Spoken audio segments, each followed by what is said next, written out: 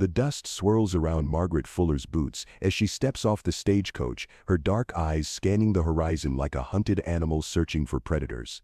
The town of Redemption Creek stretches before her, all weathered wood and broken promises, while the weight of her past presses against her chest, like a loaded gun. She carries nothing but a worn leather satchel, and the kind of fear that makes a person's shadow seem too heavy to bear. Sheriff Marcus Kane watches from his porch as the stranger adjusts her shawl against the desert wind, noting how her fingers tremble despite the scorching afternoon heat. Something about her careful movements, the way she holds herself ready to run, reminds him of a deer that's caught the scent of wolves. He's seen that look before, in his own reflection, back when running seemed like the only option left. The stagecoach driver tosses down a single carpet bag, and Margaret catches it with hands that bear the calluses of hard work and harder choices. As the coach rumbles away in a cloud of red dirt, she stands alone in the middle of Main Street, looking like a question mark punctuating the end of one story and the beginning of another. The setting sun paints everything the color of dried blood, and Marcus finds himself stepping down from his porch without quite knowing why. "You looking for somewhere to stay, miss?" His voice carries the authority of his badge, but none of its coldness. Margaret turns, and for a moment their eyes meet across the dusty expanse. Her face tells a story of sleepless nights and long roads, but there's steel in her spine that hasn't been broken yet. "I suppose I am," she says, her accent carrying traces of Mexico and careful English lessons. This town is it the kind of place where a person can disappear? Marcus feels something twist in his chest, recognizing the desperate hope in her question. "Depends on what they're running from," he answers, then immediately regrets the words. He knows better than most that some questions are better left unasked. The church bell chimes 6 times, and somewhere in the distance a coyote calls to the coming darkness. Margaret shifts her weight, ready to bolt if his next words prove he's not the sanctuary she desperately needs. Marcus looks at this woman who's stumbled into his carefully constructed world of second chances and realizes that some arrivals change everything, whether you're ready or not. Margaret Fuller is 28 years old, though the weight in her eyes suggests she's lived several lifetimes worth of trouble. Her black hair falls in waves past her shoulders, often braided with the precision of someone who learned early that appearances matter when you're already fighting the world's assumptions about you. She moves through Redemption Creek like smoke, there but not quite settled, her hands always busy with some task that keeps her from having to meet too many curious stares. 3 months ago, Margaret's world collapsed in a single night of gunfire and betrayal in El Paso. Her husband, Diego, had fallen in with the wrong crowd, men who promised easy money but delivered only violence. When Diego tried to pull out, they made sure he'd never try anything again. Margaret had watched from the shadows as they shot him down in their own kitchen, then ransacked their home looking for money that had never existed. She'd grabbed what she could and run, knowing they'd come for her next as the only witness to their crime. Now she works at Mrs. Patterson's boarding house, scrubbing floors and changing linens with the desperate efficiency of someone who knows that staying busy means staying alive. Her English, learned from the Irish schoolteacher who'd taken pity on a young Mexican girl years ago, serves her well in this border town where languages mix like dust and wind. She's good with numbers, better with reading people, and best at becoming invisible when dangerous men come around asking questions. Sheriff Marcus Kane has been watching over Redemption Creek for 5 years, ever since the previous sheriff took a bullet meant for someone else and decided to retire to somewhere bullets were less common. At 35, Marcus carries himself with the careful grace of a man who's learned that authority is earned through respect, not fear. His brown hair shows premature gray at the temples, and his hands bear scars from fights he'd rather forget. Marcus had arrived in Redemption Creek much like Margaret, running from something he couldn't outfight. Back in Kansas, he'd been Deputy Kane, young and idealistic right up until the day he discovered his own sheriff was taking bribes from cattle rustlers. When Marcus threatened to expose the corruption, he'd found himself framed for murder and barely escaped with his life. The badge he wears now was earned through years of proving that sometimes the best lawmen are the ones who understand what it means to be hunted.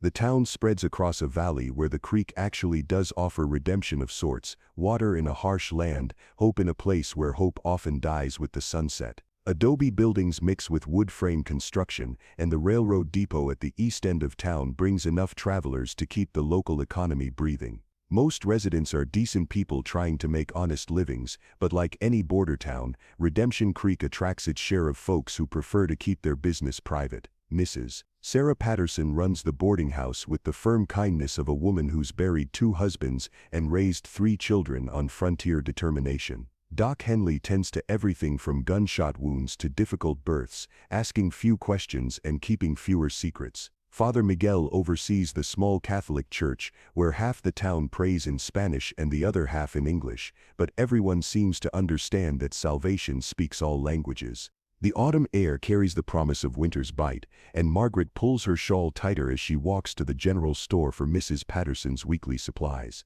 The list in her pocket includes lamp oil, flour, and thread, ordinary things that make her feel almost normal until she catches sight of the wanted posters by the door. Her heart skips when she sees a familiar face staring back at her from the weathered paper, but it's not her own image that steals her breath. "You all right, miss?" The voice belongs to Tommy Henderson, the store clerk, a boy barely old enough to shave who treats everyone with the earnest courtesy his mother drilled into him.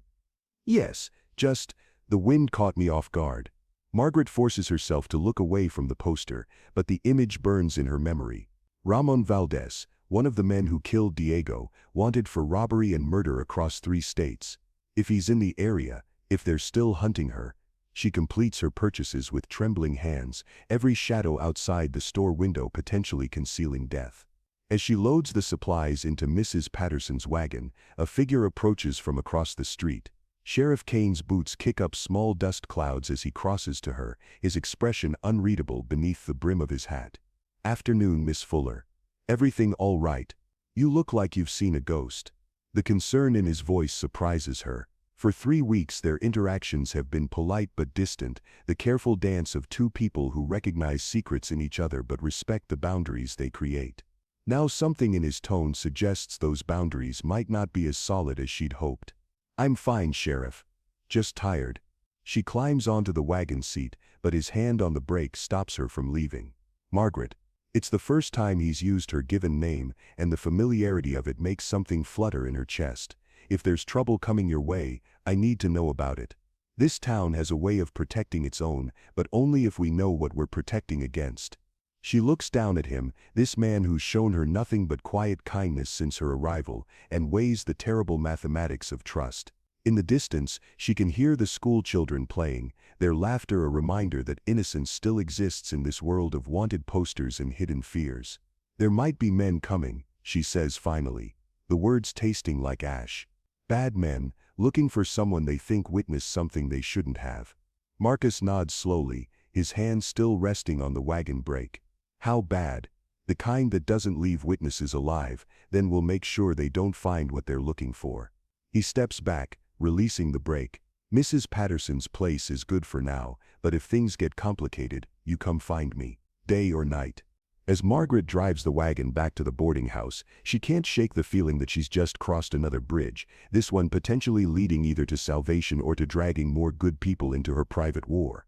That evening, Marcus sits in his office cleaning his rifle and thinking about the fear he'd seen in Margaret's eyes. He's spent 5 years building a reputation as a fair but firm keeper of the peace, earning the trust of a community that's learned to value actions over words.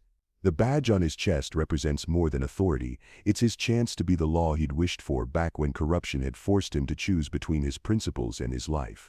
The door opens with a soft creak, and Father Miguel enters, his brown robes dusty from the evening walk. "Evening, Marcus. Mind some company?"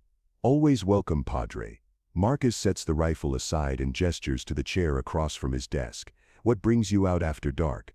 "Margaret Fuller." Father Miguel settles into the chair with the careful movements of a man whose knees remember every year of kneeling in prayer. "She came to confession tonight. Not for absolution, mind you, for advice." Marcus leans back, knowing the priest won't betray the sanctity of confession but hoping for some guidance nonetheless. "She's in trouble. The kind of trouble that follows people like a shadow." "She's a good woman, Marcus, but goodness doesn't always protect against evil." Father Miguel studies the sheriff's face in the lamplight. "You care about her." It's not a question, and Marcus doesn't treat it like one. "She reminds me of someone I used to know, someone who needed protecting, someone who needed a chance to start over without looking over their shoulder every day." Marcus stands and walks to the window, looking out at the quiet street where lanterns flicker in windows like earthbound stars. "This town gave me that chance. Maybe it can do the same for her." And if the people she's running from come here? Marcus turns back to the priest, his expression grim. Then they'll learn that Redemption Creek protects its own. 2 days later, the protection Marcus promised is put to the test. Margaret is hanging laundry behind the boarding house when she hears horses approaching at a gallop, their hoofbeats drumming against the hard-packed earth like an approaching storm. She freezes, a damp sheet clutched in her hands, as 3 riders swing around the corner and rein up in front of Mrs. Patterson's establishment. Even from 50 yards away, she recognizes Ramon Valdez's distinctive black hat and the cruel set of his shoulders. The other 2 men are strangers, but their gun belts and the casual way they survey the street mark them as predators. Margaret forces herself to continue hanging laundry, knowing that sudden movement might catch their attention, while her mind races through possible escape routes. "We're looking for information."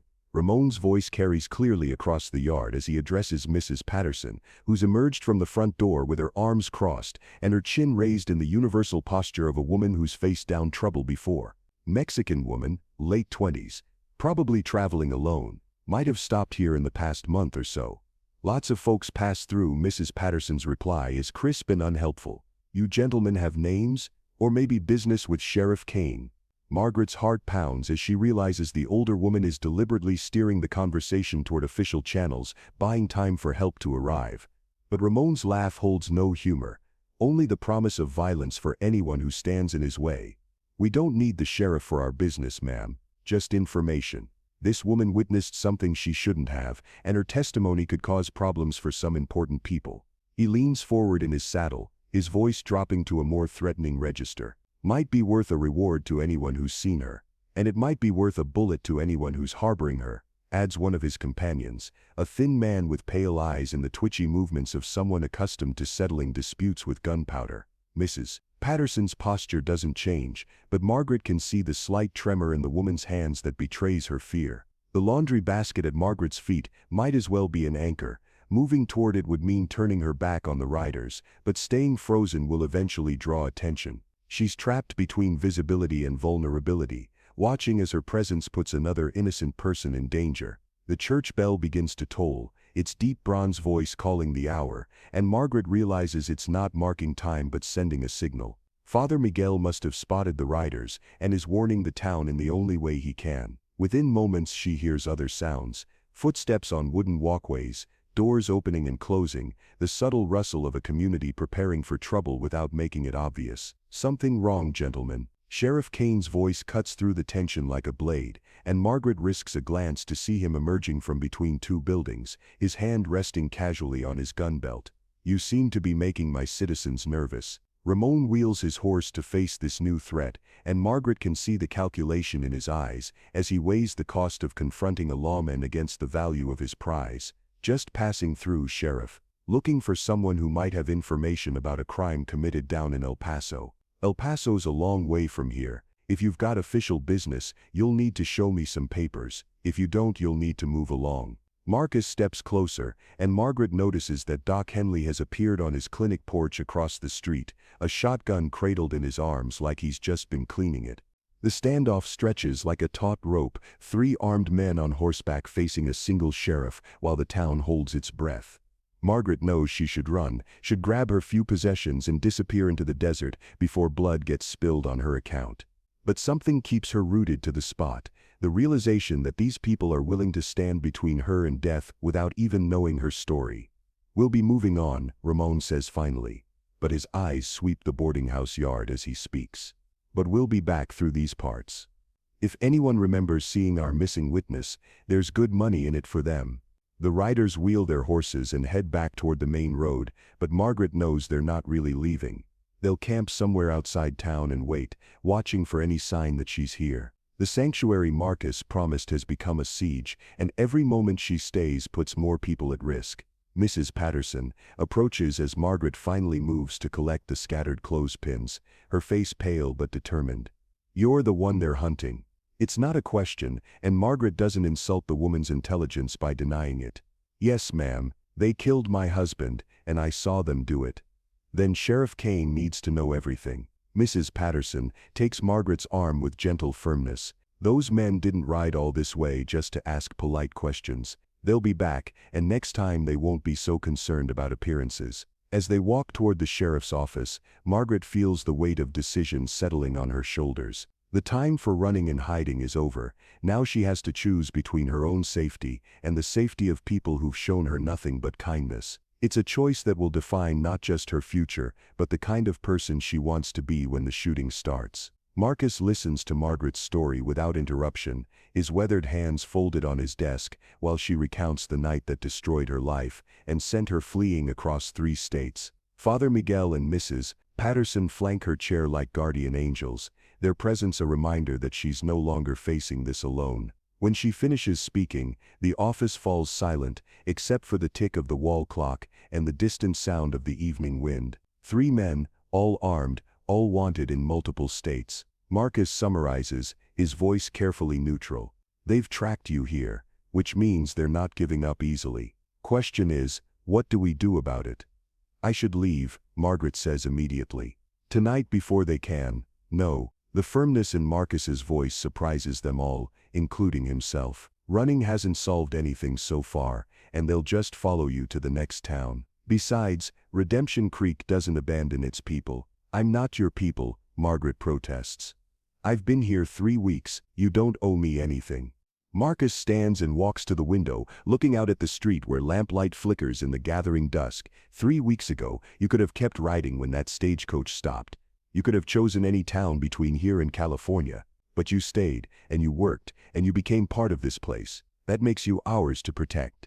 Father Miguel nods slowly. The sheriff's right. This isn't just about you anymore, it's about what kind of community we choose to be. Do we protect the innocent, or do we let fear make cowards of us all? Mrs. Patterson snorts with derision. Those men think they can ride into my town and threaten my borders? They've got another think coming. I've faced down Apaches and cattle rustlers and drunk cowboys on payday. I'm not about to start backing down from common criminals. Margaret feels tears threatening, overwhelmed by this unexpected solidarity from people who barely know her. In El Paso, even longtime neighbors had turned away when trouble came calling, too frightened or too practical to risk their own safety for someone else's problems. Here, virtual strangers are talking about facing down killers as if it's the most natural thing in the world. They'll come at night, she says, forcing herself to be practical. Ramon's smart enough to know he can't just shoot up the town in broad daylight. But after dark, when there's fewer witnesses, then we'll be ready for them. Marcus turns back to the group, his expression grim but determined. Doc Henley's got military experience from the war. Tommy Henderson's young but he can shoot straight. With Father Miguel and myself, that's enough to make them think twice. What about the other townspeople? Mrs. Patterson asks. Some of them have families, children. If shooting starts, we evacuate them to the church, Father Miguel suggests. Stone walls, one entrance we can watch. Anyone who can't fight can take shelter there. As they plan through the night, Margaret realizes she's witnessing something rare and precious, a community choosing to stand together against darkness. It's the kind of courage she'd thought died with her husband, the kind of hope she'd buried alongside all her dreams of a peaceful life. Now these people are offering her something she'd never expected to find again, a chance to stop running and start fighting back. But with the dawn comes harsh reality. Word spreads quickly in a small town, and by mid-morning Margaret can see the division forming. Some residents, led by banker Harrison Wells and supported by several of the wealthier merchants, argue that protecting one person isn't worth risking the entire community. They gather in hushed groups, their voices carrying worry about property damage, lost business, and the possibility that Redemption Creek might gain a reputation as a place where criminals come to hide. She's brought this trouble on herself, Wells declares loudly enough for half the street to hear. Why should honest, law-abiding folks pay the price for her mistakes? But for every voice raised in fear, another speaks up in support. The schoolteacher, Miss Sarah Collins, points out that Margaret has been nothing but helpful and hard-working since her arrival. Several of the Mexican families in town express quiet solidarity with one of their own who's being hunted by criminals. Even some of the cowboys from the outlying ranches mutter that they've never backed down from a fight and aren't planning to start now. The debate comes to a head at an impromptu town meeting held in the schoolhouse that evening. Marcus stands at the front of the room, his badge catching the lamplight, while Margaret sits in the back row, feeling like a defendant awaiting judgment. The room buzzes with nervous energy as neighbors, who've lived peacefully together for years, find themselves on opposite sides of a life and death decision. We all know why we're here, Marcus begins, his voice carrying to every corner of the room. 3 armed men are camped outside our town, waiting for us to hand over Margaret Fuller. They claim she's a witness to a crime, but they're not lawmen, and they're not here to arrest her, they're here to silence her permanently. Wells stands immediately, his face flushed with indignation. And why is that our problem? She chose to come here, chose to bring her troubles with her. We didn't ask for this fight. None of us asked for it. Father Miguel responds from his seat near the front. But it's here nonetheless. The question isn't whether we wanted this choice, it's what we choose to do with it. Miss Collins raises her hand tentatively. Sheriff Kane, what happens if we tell these men to move on? Would they go peacefully? Marcus shakes his head grimly. Men like that don't travel hundreds of miles just to give up when someone asks them politely to leave. They'll wait, and they'll watch, and eventually they'll take what they came for, one way or another. Then we're trapped either way, mutters Jim Davidson, who runs the feed store. Fight them and risk getting killed. Don't fight them and watch them murder someone in our town. The room erupts in a dozen different conversations as neighbors turn to each other, voices rising with fear and frustration. Margaret sits motionless in the growing chaos, watching the community tear itself apart over her presence. This is what she'd feared most, not just that she'd be caught, but that her troubles would destroy the kind of place where people still cared about doing the right thing. Enough, Mrs. Patterson's voice cuts through the noise like a whip crack, bringing instant silence. She stands slowly, her silver hair gleaming in the lamplight as she surveys the room with the authority of someone who's earned respect through decades of frontier survival. I'm ashamed of every one of you arguing about whether we should protect an innocent woman from killers. My late husband didn't die building this town so we could turn it into the kind of place where might makes right and fear makes cowards of decent people. Her gaze sweeps the room, meeting eyes and challenging souls. Margaret Fuller works for me. She's respectful, honest, and hardworking. More than that, she's under my roof, which makes her my responsibility. Anyone who wants to hand her over to those animals will have to go through me first. The silence stretches like a held breath until old Vicente Morales stands creakily from his seat near the window. He's been in Redemption Creek longer than anyone, a weathered man whose family fled violence in Mexico decades ago and found sanctuary here. My grandmother used to say that a town is only as good as how it treats the most vulnerable among them, he says in heavily accented English. If we abandon this young woman, we abandon ourselves. One by one, others begin to stand. Doc Henley, Miss Collins, several of the ranch hands, even young Tommy Henderson despite his mother's worried protests. It's not everyone, but it's enough to form the core of resistance that Margaret had seen building since her arrival. Marcus looks out at the divided room and makes his choice. Those who want to help defend Margaret in this town, meet me at the jail in an hour. We'll plan our positions and make sure everyone knows what they're doing. Those who'd rather not get involved, that's your right. But I won't ask you to turn against your neighbors when this is over. As the meeting breaks up, Margaret finds herself surrounded by people offering support, encouragement, and in some cases apologies for the behavior of their less courageous neighbors.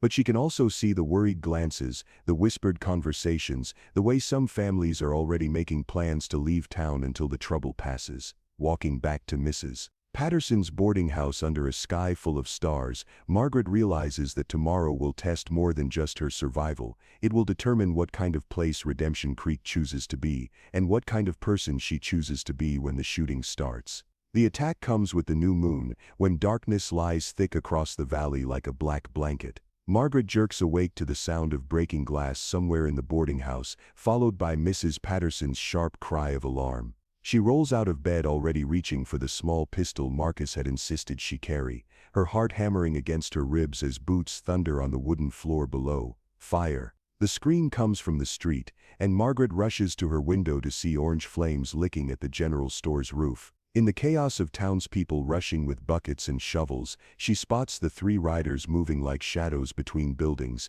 using the fire as distraction for their real purpose. Ramon's voice cuts through the night air, amplified by a speaking trumpet. Bring us Margaret Fuller and no one else has to die.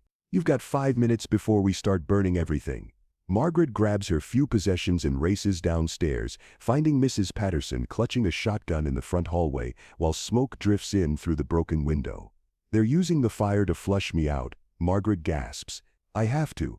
You have to get to the sheriff, Mrs. Patterson interrupts firmly. That's the plan, and we're sticking to it. But even as she speaks, they can hear horses circling the building, hoofbeats echoing off the wooden walls like a deadly heartbeat. The front door is blocked, the back door leads to an open yard where they'd be sitting targets. Margaret realizes with growing horror that they're trapped, and that Mrs. Patterson's loyalty might cost the older woman her life. A gunshot explodes somewhere behind the house, followed by Marcus's voice shouting orders. The defenders had planned for this attack, positioning themselves around the town's key buildings, but they'd underestimated how quickly the situation would spiral into chaos. Another building catches fire, the feed store this time, and in the flickering light, Margaret can see townspeople running in all directions. "The church," Mrs. Patterson says suddenly. "Father Miguel," said the church. They slip out through the boarding house's side door, keeping to the shadows as they move toward the stone building that represents sanctuary. But halfway across the street, a rider emerges from the smoke like an avenging demon, his gun already drawn and pointed at Margaret's chest. "There you are, little witness." Ramon's smile is visible even in the firelight, cold and predatory. "You've caused us a lot of trouble." Margaret raises her own pistol, but she knows she's outgunned and outmaneuvered. Behind Ramon, she can see his companions setting up to block any rescue attempt. The carefully laid plans of the town's defenders are crumbling in the face of ruthless efficiency and willingness to burn innocent people out of their homes. "Let Mrs. Patterson go," Margaret says, trying to keep her voice steady. "Your quarrel is with me. My quarrel is with anyone who gets between me and what I want." Ramon's gun never wavers. "But you're right about one thing, this ends tonight." The gunshot comes from an unexpected direction, the church bell tower, where Father Miguel has positioned himself with a rifle. Ramon's horse rears as the bullet creases its flank, and in that moment of confusion Margaret dives for cover behind a water trough while Mrs. Patterson scrambles toward the nearest building. What follows is a running battle through the streets of Redemption Creek, with gunfire echoing off buildings and ricocheting through the night air. Margaret finds herself separated from any help, dodging between burning structures while trying to stay ahead of men who know these hunting games far better than she does. Every shadow might hide death. Every corner could be her last. She makes it as far as the schoolhouse before a bullet clips her shoulder, spinning her around and sending her sprawling in the dust. Through a haze of pain and smoke, she sees Ramon approaching on foot, his gun trained on her heart, while his companions ensure no one can interfere. "Should have kept running," he says conversationally. "Could have lived a few more months, maybe even a year. But you had to stop, had to make friends, had to give people reason to care about you. Now look what it's cost them." Margaret struggles to her knees, pressing her hand against the bleeding shoulder, while her mind races through impossible options. In the distance, she can hear the fire spreading, can see the orange glow reflecting off the church windows. How many people are going to die because she thought she could stop running? "Margaret," Marcus's voice, cuts through the smoke as he appears from behind the schoolhouse, his gun drawn but useless with Ramon's weapon already aimed at her. "Let her go, Valdez. You've got no quarrel with this town." "Sure I do." Ramon doesn't even turn to look at the sheriff. "They harbored a fugitive, interfered with justice. That makes them all guilty." "She's not a fugitive, she's a witness. There's a difference." Ramon laughs, a sound like breaking glass. "Not to the people who pay my wages. Dead witnesses tell no tales, and tales are the only thing standing between some very important men and very long prison sentences."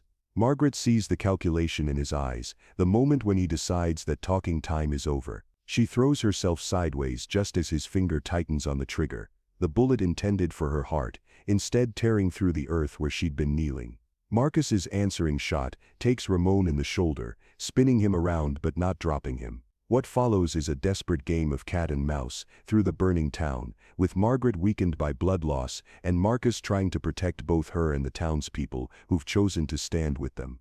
Buildings burn while good people risk their lives for someone they barely know, and Margaret realizes that some choices define not just your own character, but the character of everyone around you. The tide turns when Doc Henley and young Tommy Henderson manage to outflank Ramon's companions, forcing them to retreat toward their horses. But Ramon himself, wounded and desperate, makes a last grab for his prize by cornering Margaret in the church cemetery, where the headstones provide cover for both hunter and hunted. This is where it ends. He snarls, blood streaming down his arm, but his gun hand still steady. "You've cost me too much time, too much money, too much trouble. Should have just died with your husband like you were supposed to." Margaret crouches behind a marble headstone marked Beloved Father, the irony not lost on her that she might die next to someone else's memorial to love and loss. Her own gun has only one bullet left, and Ramon has her pinned with nowhere to run. In the distance, she can hear Marcus calling her name, but he's too far away to help. "You know what your mistake was?" Ramon continues, clearly enjoying this final moment of power. "You thought you could find somewhere safe, somewhere people would protect you just because it was the right thing to do. But there ain't no such place, woman. There's only the strong and the weak, and you picked the wrong side." Margaret thinks about Diego, about the life they'd planned together that died with him in their kitchen. She thinks about Mrs. Patterson's fierce loyalty, Father Miguel's quiet courage, Marcus's determination to be the law he'd wished for in his own dark times. She thinks about Tommy Henderson, barely old enough to shave, standing guard with a rifle to protect someone he barely knows. "You're wrong," she says, rising slowly from behind the headstone with her gun pointed at Ramon's heart. "I found exactly the place I was looking for. People who'll fight for what's right, even when it's dangerous. People who'll protect the innocent, even when it costs them. That's the strongest thing in the world." The two guns fire simultaneously, their reports echoing across the cemetery like thunder. Ramon's bullet chips marble from the headstone, while Margaret's finds its mark in the center of his chest. He looks down at the spreading stain with surprise, as if he can't quite believe that his victim has become his executioner. "Impossible," he whispers, then collapses among the graves of people who'd found their own peace in Redemption Creek. Margaret stands swaying in the gun smoke, her shoulders screaming with pain and her head light from blood loss. Around her, the sounds of battle fade as the surviving attackers flee into the night, leaving behind burning buildings and the kind of story that will be told around fires for years to come. Marcus finds her there among the headstones, still holding her empty gun while tears stream down her face. It's over, not just the fight, but the running, the fear, the terrible weight of being hunted. For the first time in months, she can breathe without looking over her shoulder. The sun rises over a changed Redemption Creek, painting the smoke-stained buildings gold and revealing the full cost of the night's battle. 3 structures lost to fire, half a dozen people wounded, and 1 man dead in the cemetery, but also something harder to measure gained in the process. The community that had been divided by fear the night before wakes united by shared struggle and mutual dependence. Margaret sits on Doc Henley's examination table while he stitches her shoulder, watching through the window as townspeople work together to clean up the damage. Mrs. Patterson directs the effort with military precision, while Father Miguel moves between work crews offering water and encouragement. Even Banker Wells, who'd argued against helping her, can be seen organizing a collection to help rebuild the burned structures. "How does it feel?" Doc Henley asks, securing the last stitch with practiced efficiency. "Painful." Margaret answers honestly, then pauses to consider the question more deeply. "But also, lighter, somehow. Like I've been carrying something heavy for so long, I'd forgotten what it felt like to put it down." Marcus appears in the doorway, his hat in his hands and exhaustion written in every line of his face. "Margaret, how are you holding up?" "Better than I expected." She flexes her shoulder carefully, testing the limits of Doc Henley's work. "How's the town?" "Resilient. We'll rebuild what burned and we'll be stronger for it." He steps into the room, his expression serious. "I've been thinking about what happens next. Those men had bosses, people who hired them to silence you. They'll eventually send others." Margaret nods, having reached the same conclusion during the long night. "I know, but I'm tired of running, Marcus. Tired of letting them dictate how I live my life." "Then don't run." The simplicity of his statement belies its importance. "Stay here, testify against whoever sent them, help put an end to this thing properly. The territory's getting a new judge next month, one with a reputation for being incorruptible. Your testimony could put the real criminals behind bars instead of just their hired guns." The offer hangs in the air like a promise of impossible things: justice, safety, a chance to build something instead of just surviving. Margaret looks out the window at the people working to repair their damaged town, people who'd risked everything to protect someone they barely knew. What about Redemption Creek? After last night, after all the trouble I've brought, last night showed this town who it really wants to be. Marcus says firmly, people had to choose between fear and courage, between safety and justice. They chose right, Margaret. That's not something to regret. Doc Henley finishes cleaning his instruments and looks between them with the satisfied expression of a man who's seen wounds heal into strength. Speaking as someone who's patched up both of you more times than I care to count, I'd say you're both exactly where you're supposed to be. Over the following weeks, as Redemption Creek rebuilds and Margaret prepares to testify before the territorial court, something deeper than buildings begins to take shape. The community that had been tested by violence emerges with a clearer sense of its own values and identity. Property lines and cultural differences seem less important after people have stood together against darkness. Margaret finds herself at the center of this transformation, no longer the mysterious stranger, but an integral part of the town's story. Mrs. Patterson offers her a permanent position managing the boarding house, while Father Miguel suggests she help teach reading to the Mexican children who struggle with English. Even some of the people who'd initially opposed helping her approach with quiet apologies and offers of friendship. But it's Marcus who presents the most significant change in her life. 3 days before she's scheduled to leave for the territorial capital, he appears at the boarding house with a proposal that has nothing to do with marriage and everything to do with partnership. "I've been thinking about what this town needs," he says, settling into the kitchen chair Mrs. Patterson has offered him. "We've grown enough to need a deputy sheriff, someone who understands both the law and the community. Someone who's proven they'll stand up for what's right, even when it's dangerous." Margaret stares at him, the offer so unexpected she's not sure she heard correctly. "You're asking me to be a deputy. I'm asking you to help me protect the place that protected you. You've seen what happens when good people stand together against evil. This town needs more of that, and it needs people who understand the cost of justice." The idea should terrify her, taking on the responsibility of law enforcement, making herself a target for anyone with a grudge against authority. But instead, Margaret feels something she hasn't experienced since Diego's death: purpose. Not just survival, but the chance to build something meaningful with her life. "The people who hired Ramon, they won't give up just because he's dead," she points out. "Then we'll be ready for them, together." Marcus leans forward, his expression intense. "Margaret, you've spent months running from the past. Maybe it's time to start building a future." She looks around Mrs. Patterson's kitchen, taking in the details that have become familiar and precious, the way the morning light slants through the gingham curtains, the smell of coffee and fresh bread, the sound of the town waking up beyond the windows. This place has given her more than sanctuary. It's given her the chance to discover who she really is when she's not defined by fear. "I'll need training," she says finally. "I can shoot, but being a deputy is more than just gunplay." Marcus's smile is like sunrise after a long night. "I figured you'd say that. Judge Morrison is sending some law books with the circuit rider next week. We'll start with those." As autumn deepens into winter, Margaret Fuller trades her apron for a badge, her laundry basket for law books, her role as protected for protector. The transformation isn't always easy. Some townspeople struggle to accept a Mexican woman wearing a star, while others question whether someone with her past should represent law and order. But gradually, through patient work and consistent fairness, she earns the respect that can't be granted automatically. Her bilingual skills prove invaluable in a border town where justice must speak multiple languages.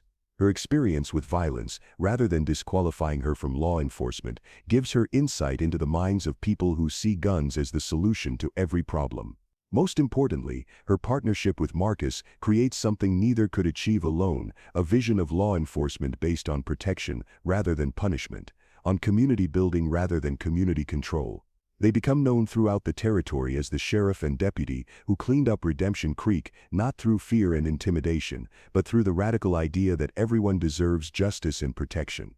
The trial of the men who'd hired Ramon becomes a landmark case, with Margaret's testimony helping to convict not just the immediate criminals, but the corrupt officials who'd protected them. Her courage in facing down powerful interests inspires other witnesses to come forward, leading to a cascade of prosecutions that clean up corruption across 3 states. But perhaps the most significant change is in Margaret herself. The woman who'd arrived in Redemption Creek running from her past becomes someone who faces the future with confidence and purpose. She never forgets Diego or the life they'd planned together, but she builds something new on the foundation of loss, a commitment to ensuring that other people don't have to face their troubles alone. The story of Margaret Fuller and Redemption Creek spreads across the frontier, becoming the kind of tale that reminds people what's possible when ordinary individuals choose to do extraordinary things. It's a story about second chances and chosen families, about communities that define themselves through their treatment of the most vulnerable among them. As winter gives way to spring, Margaret stands on the porch of the sheriff's office, her deputy's badge catching the morning sun while she watches the town come to life around her. Children play in the street, merchants open their shops, and somewhere in the distance a church bell calls people to worship and reflection. She thinks about the woman who'd stepped off that stagecoach months ago, desperate and afraid, looking for a place to disappear. That woman had found something better than invisibility. She'd found a place where she could become visible as her best self, where her presence added to the community, rather than threatening it. Marcus joins her on the porch, 2 cups of coffee steaming in the cool morning air. "Penny for your thoughts. Just thinking about how much can change when people decide to care about each other," Margaret says, accepting the offered cup gratefully. "Any regrets about staying?" Margaret considers the question seriously, weighing the safety she'd given up against the purpose she'd gained. In the distance, she can see Mrs. Patterson hanging laundry, Father Miguel tending his small garden, Doc Henley making his rounds. These people had chosen to protect her when they owed her nothing, and in return she'd chosen to protect them and the ideals they represented. "No regrets," she says firmly. "This is where I belong."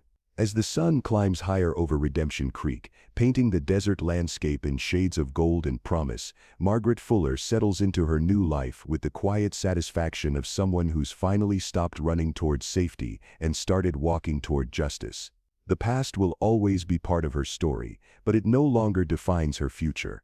The town that had offered her redemption becomes the place where she offers redemption to others, a community where justice wears a badge, courage comes in all languages, and sometimes the most powerful thing you can do is simply decide to stay and fight for what's right. This story reminds us that sanctuary isn't just a place, it's a choice that communities make to protect the vulnerable and stand against those who would use fear as a weapon. In a world that often seems divided by differences, Redemption Creek shows us what's possible when people choose to see their shared humanity rather than their separate struggles. If you found meaning in Margaret's journey from victim to protector, from outsider to integral community member, please consider sharing this story with others who might need reminding that courage is contagious and justice is possible. Subscribe to hear more tales of ordinary people choosing to do extraordinary things, and join our community of believers in the power of standing together against darkness. Because in the end, we all have the choice to be either Redemption Creek or the men who would burn it down, and that choice defines not just our own character but the kind of world we leave for those who come after us. Choose wisely, stand bravely, and remember that sometimes the most important badge you can wear is the one that says you care enough to protect someone who can't protect themselves.